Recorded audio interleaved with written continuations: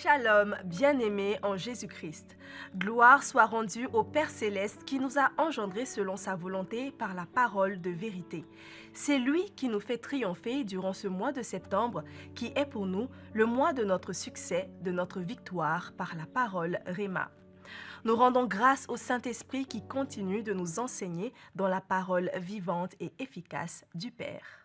Ces paroles plurent à Pharaon et à qui? Tous ses serviteurs. Autrement dit, si Joseph avait fermé la bouche, rien n'allait se passer. S'il avait compris, mais qu'il s'était tu, rien n'allait se passer. Qu'est-ce qui a emmené Joseph au sommet de l'Égypte? Qu'est-ce qui a fait que Pharaon a fini par le nommer à ce point? Ce sont ses paroles. Si Joseph avait fermé sa bouche, cette promotion ne deviendrait pas une réalité. Il a parlé avec la sagesse de Dieu. Il a parlé avec l'intelligence de Dieu. Il a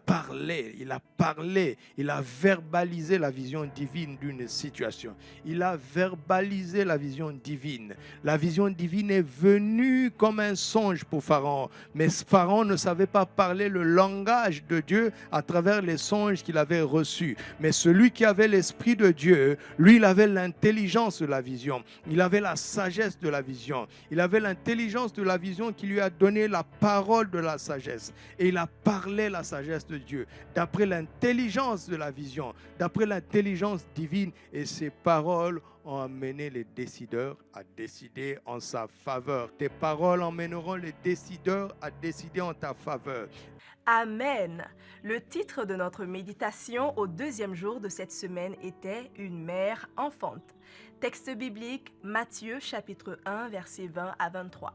Nous retenons de cette méditation que la mère enfante, le Père engendre. Le Père est celui qui donne les gènes, l'esprit, la mère donne la forme. L'âme et le corps sont donc le domaine de la femme. C'est dans le sein maternel que Jésus, la parole, a été faite chair. C'est là qu'un corps lui a été formé.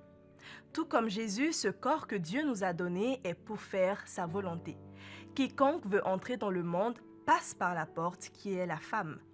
Retenons ceci, Dieu est non seulement celui qui forme, qui fait sortir du sein maternel, mais il est aussi le gardien des enfants dans le sein maternel. Au troisième jour, le titre de notre méditation a été « Dieu, l'auteur de l'enfantement », basé sur Job chapitre 31, verset 15 et Psaume 139, 13 à 16. La vie d'une mère influe sur la formation de l'enfant dans son sein. Nous avons appris que dans le sein maternel, Dieu se présente à chaque enfant qui a le droit de choisir si Dieu sera son Dieu ou non.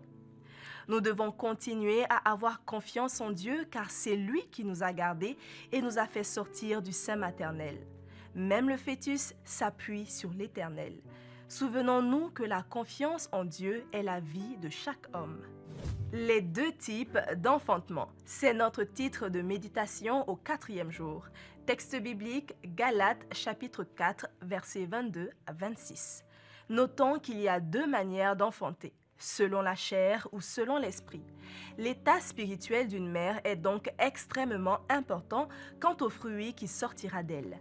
Ainsi, chaque femme doit veiller à avoir un cœur doux et paisible. Dieu veut que les mères soient spirituelles et non charnelles, qu'elles restent dans la parole étant soumises à la volonté de Dieu. L'Église est l'épouse de Christ. Elle doit veiller à la forme qu'elle donne à l'Évangile qui lui a été donné par Christ, l'époux.